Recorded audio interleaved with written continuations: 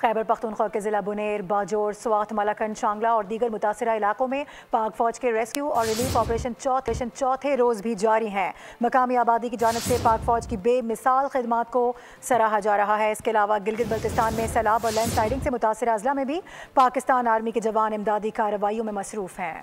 خیبر پختونخوا اور گلگت بلتستان میں سیلاب کی تباہ کاریاں، متاثرین کی امداد اور بحالی کے لیے پاک فوج سب سے آگے۔ مشکل وقت میں ساتھ دینے پر سیلاب متاثرین کا پاک فوج کو خراج تحسین۔ کے پی کے زیادہ تر متاثرہ علاقوں میں شدید بارش کے باوجود پاکستان آرمی کا ریسکیو آپریشن جاری۔ پاک فوج کے ہیلی کاپٹرز کے ذریعے سیلاب متاثرین کو راشن اور دیگر سامان فراہم کیا جا رہا ہے۔ کور آف انجینئرز کے دستے راستوں کو کھولنے اور ملبہ ہٹانے، جبکہ urban search and rescue team زخمیوں اور لاشوں کو ڈھونڈنے میں مصروف ہیں۔ پاک فوج کے ڈاکٹرز متاثرہ علاقوں میں کیمپس لگا کر مریضوں کا مفت علاج کر رہے ہیں۔ مقامی افراد نے فوج کے جذبے کو سراہتے ہوئے کہا کہ مشکل وقت میں صرف پاک فوج سہارا بنی۔ آرمی چیف کی ذاتی دلچسپی کی وجہ سے اور ان کے اضافی دستے بھیجنے سے عواموں کو یقین ہو گیا ہے کہ مشکل وقت میں صرف اور صرف پاک فوج ہی عوام کی شانہ بشانہ کھڑی ہے۔ فوج کے جوان وہاں دن رات وہاں پہ کام کر رہے ہیں، اس پر ہم ان کا شکریہ بھی ادا کرتے ہیں۔ اس کے ساتھ پاک فوج نے ایک بڑی قربانی یہ بھی دی ہے کہ انہوں نے ایک دن کا اپنا جو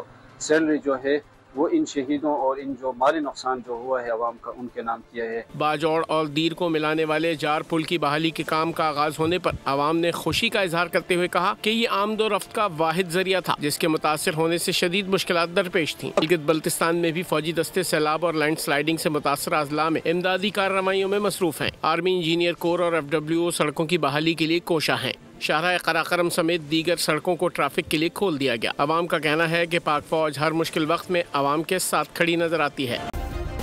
سبسکرائب کریں اور بیل دبائیں تاکہ کوئی خبر رہ نہ جائے۔